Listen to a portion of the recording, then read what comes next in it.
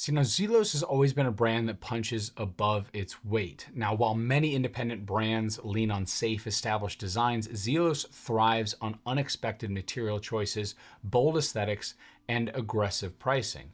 Now, the Skyraider Tantalum is no exception. It combines the skeletonized movement typically reserved for watches 50% to twice its price with a tantalum case, a material rarely seen outside of hot horology. At $2,500, the Skyraider Tantalum is positioned as a more affordable alternative to watches like the Christopher Ward 12, Skeleton, or the Oris Pro Pilot X, or many other skeletonized watches. Now, both of those play between the $4,000 to $6,000 range. But this does a combination of skeleton with a tantalum case. So does it make it more of a compelling option, or is it a concept in search of an audience? See, now skeleton dials are divisive. When done well, they offer a dynamic technical aesthetic, exposing intricate mechanics of the movement. But when done poorly, they can become hard to read, overly busy, lacking depth, just not good. Now, the Skyraider, in my opinion, gets it mostly right. The cutouts here are well executed, revealing just enough of the movement without making the watch feel hollow. The brushed bridges combined with polished chamfers allow a more premium feel, and the inclusion of these legible hands with proper contrast helps avoid the biggest pitfall of all skeleton dials, and that is poor readability. This is, I believe, the third iteration of the Skyraider, but finally they have it in 40 millimeters as opposed to the 42 millimeters it was originally released in. It meant they needed to have a new movement. So this movement inside is the Marvin 700, which is a movement from the 1960s. It was a victim, like many movements, of the quartz crisis. See, now it's a hand-wound, slim, and nice-looking movement. It was heavily reworked and skeletonized to what you see here in the Skyraider. It has a black rhodium treatment that was applied to the movement to contrast its balance and wheels. There's a front cutout here also in the ratchet wheel, so you can actually see the balance spring wound up for a rough gauge of power reserve, basically how tightly wound is it. And then it has a guilloche pattern here on the rear. Now, the watch does in many ways share the same visual design as its more expensive counterparts, but it does focus more on open spaces, unlike many of the other designs like the Christopher Ward, which maximizes the use of black finished bridges and plates to add more visual blocks on the way through the dial. Now, arguments could be made both ways, which one is better than the other. In the end, it all has to do with taste. Still, what I like most about this is it's an actual legible design on a skeleton watch due to the color contrast for the markers. Now, there are other versions of this Skyraider that are available. They're in titanium with a 1200 Vickr case and bracelet, Cerakoted titanium, and also a titanium Damascus, which is essentially the same awesome heat treatment Damascus you can see on this knife here, but in a titanium watch. Now, pricing starts on all these watches between $1,749 all the way up to the Tantalum variant here at $2,500. So let's talk Tantalum now. Now, given my background in manufacturing, material sciences is a bit of a nerdy topic for me.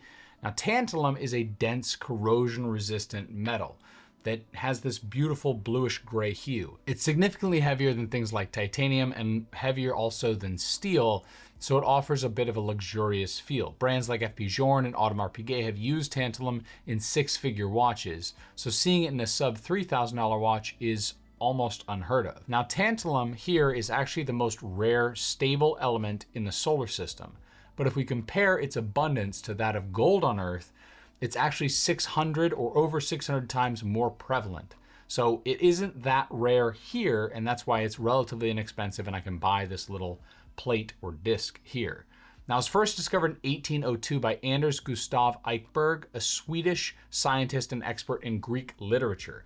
Now, befitting his area of expertise, Eichberg named the new element from the Greek myth of Tantalus, who was condemned to stand in knee-deep water, which forever tantalized him as it receded away whenever he attempted to drink it.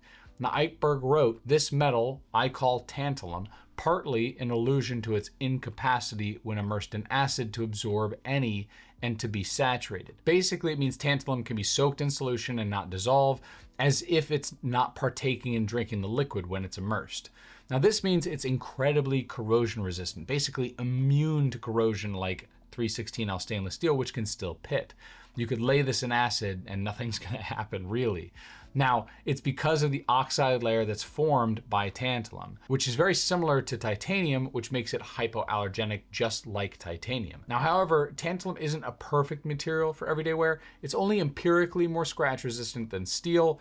And to be exact, there's actually this little tool here I use to try and scratch this disc, and I can put scratches in it incredibly easy. So don't expect the most scratch resistant material in the world. It'll basically be the same as steel. Now, the pros for tantalum is it's extremely corrosion resistant. It's got a nice bluish gray tone that doesn't fade over time, and it's hypoallergenic. Plus, it's dense, and some people like that density, or it's rare, and people like the rarity. On the cons of tantalum, some people don't like that it's dense because they like a light package, like this San Martin titanium watch here. This is lighter than the head of this watch, despite the fact that this is a skeletonized watch, and this is much thicker and has a bezel and everything else. So some people may not like that it's heavier than it normally would be. It's also difficult to machine and finish, which I'll explain here in a second, or at least dive into. And it increases the cost significantly without necessarily improving the functionality just by the fact that it's tantalum. Now, obviously that last part there, we're interested in luxury watches. You know, you're used to that. You get barely extra gain for a lot more money. So to put the density in context, 316L stainless steel is 8 grams per cubic centimeter. Tantalum is 16.6 grams per cubic centimeter. Now, 18 karat gold is 15.58 grams per cubic centimeter. So it's twice as heavy as stainless steel, and it's a little heavier than 18 karat gold. Now, pure gold is 19.32 grams per cubic centimeter, and platinum is 21.45 grams per cubic centimeter. So in its commonly used version, it is basically more dense than everything except platinum, because gold isn't sold as pure gold. It's too soft. Now, this watch here is only 56 grams, so it loses a lot of weight because of the skeletonized movement, but it still ends up a normal weight for a watch. Now, my question is, why is tantalum hard to machine? That's the thing you hear from everyone, is that tantalum is super hard to machine, and therefore the watch needs to be, you know, $20,000, $30,000, $50,000. And I typically, when I hear something like that, as someone who is in manufacturing, makes me think that that is a bunch of marketing. Now, the biggest reason why tantalum is a more difficult material to mill than something like steel or even aluminum, if you want to go even lighter than that, is the fact that it has a high heat capacity, which means that it will continue to heat up rather than dissipate that heat. And heat in a milling environment means that it's going to dull the bit or dull the tool.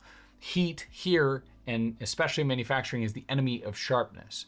But that's typically why you use a lot of lubricant or oil to keep the heat low while you're milling something. If you see a video here of milling a part, like, you add oil or whatever you need in order to cool it. That's actually part of the reason why I bought this piece of tantalum here, is to test at least polishing it, because polishing is something else I've heard is very difficult. So I'll report back on whether or not polishing tantalum is difficult. So to wrap up the tantalum discussion, for those who appreciate exotic materials, tantalum here is a statement. It gives the Skyraider a distinct presence and a level of rarity that's unusual at this price point. But for most buyers, the added weight and cost just isn't justifiable compared to titanium, which offers similar corrosion resistance with half the weight and typically at a lot less money. So it leads us back to the age-old question of every review: is it worth it? At first glance, the tantalum case and skeleton watch at $2,500 seems like an absolute steal. Now, my only concern in a watch like this is servicing it. Now, while any great watchmaker, especially the guys at RGM here in the United States, you could always send to, or sending back to Zelos is an option, you know, that adds an extra barrier, that adds a bit to the cost, but that's par for the course on anything that's relatively unique. So for me, the final verdict, the Zelos Skyraider tantalum here is a statement piece. It offers a rare material at an approachable price comparative to most other watches that have the same material, and it delivers a skeleton dial here without completely sacrificing legibility.